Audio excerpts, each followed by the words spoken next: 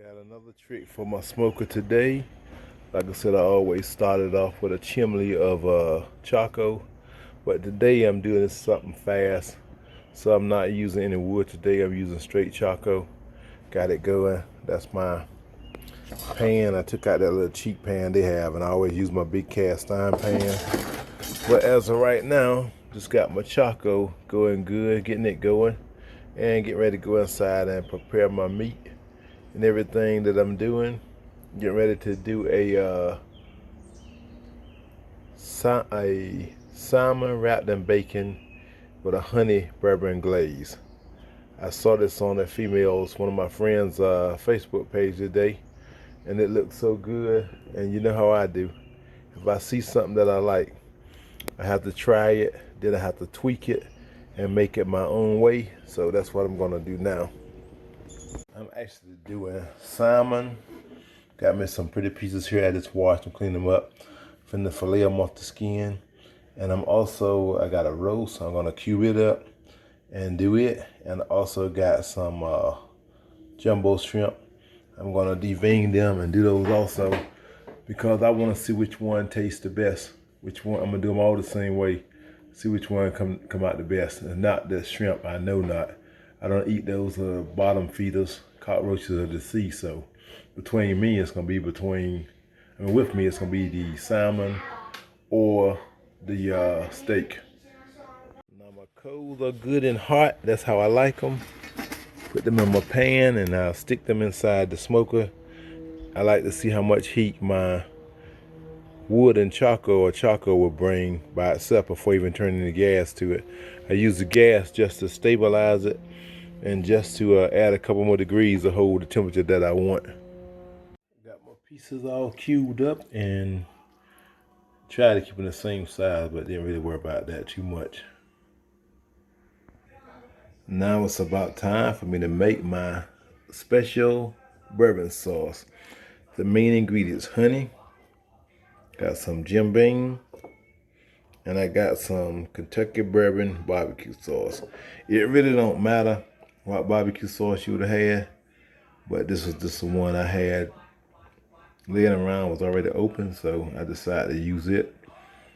And I'm gonna go like 50-50 on these two, 50-50 honey, 50-50 Jim Beam, probably like an ounce of each, maybe a little bit more. And then I'm gonna adapt the barbecue sauce to whatever I think it's like. I may even put a little bit of brown sugar in it.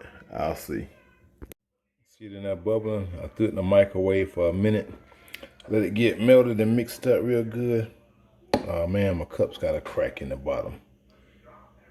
Now just to give you a little sample too of difference between a great cook and a good cook.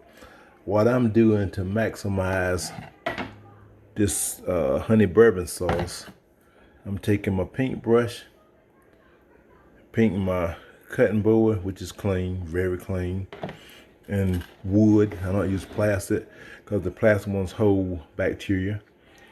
Then I'm taking my piece of bacon, dabbing it in that on both sides. Then I take my piece of salmon, put it down, and then I roll it. It's hard to do this here, but anyway, hold on. I roll it, and then when I get over to the extra flap, I stick the toothpick in to hold it together. That way it's got the bourbon sauce on both sides of the bacon and in the whole wrap. Okay, this is the bacon wrapped. The bacon wrapped ones, salmon, and it's with the bourbon, with the sweet bourbon honey sauce. And I also did some shrimp the same way for my wife. I ain't eating them nasty things, cockroaches of the sea. But I got 2 pans of these, and I also got some beef I'm doing the same way. And before I put them in the pan, I should put some of a coating of the season down, the sauce down in the bottom of the pan, so that it will have a layer that they're laying on.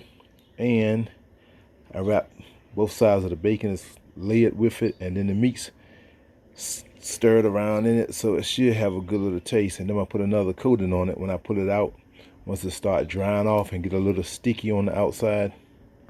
This is the bourbon wrapped steak balls. Well, the steak ones. This is the ones I think will be the best next to the salmon. On the salmon ones, they came out pretty good. Tastes real good.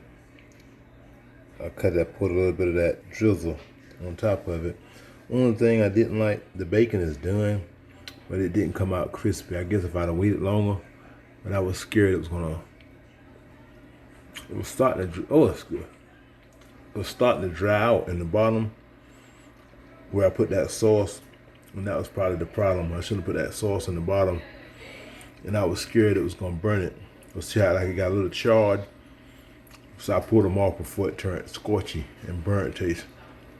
But it is really good. And this was the first one, of course. The salmon was the first one to come out. The shrimp, get ready to pour those out. I don't care about those though. And then the steak ones will be last.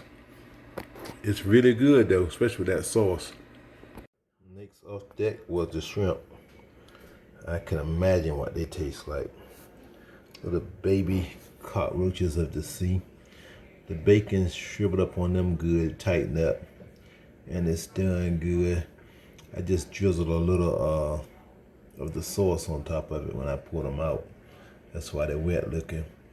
But the bacon did pretty good on them. What I did, I put them in the rack.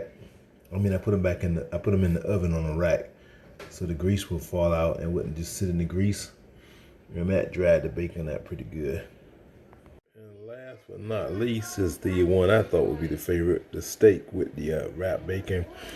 I used a bigger piece of steak and I used a whole piece of bacon on these, so they're gonna take a longer.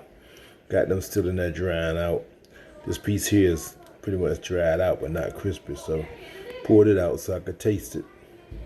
Yep, see, the best for last, and that's exactly what it was too. The steak was just like I figured they came out to be the best. Thank you, Miss Lauren Brent, because if I hadn't seen this on your page, I would have never tried it today.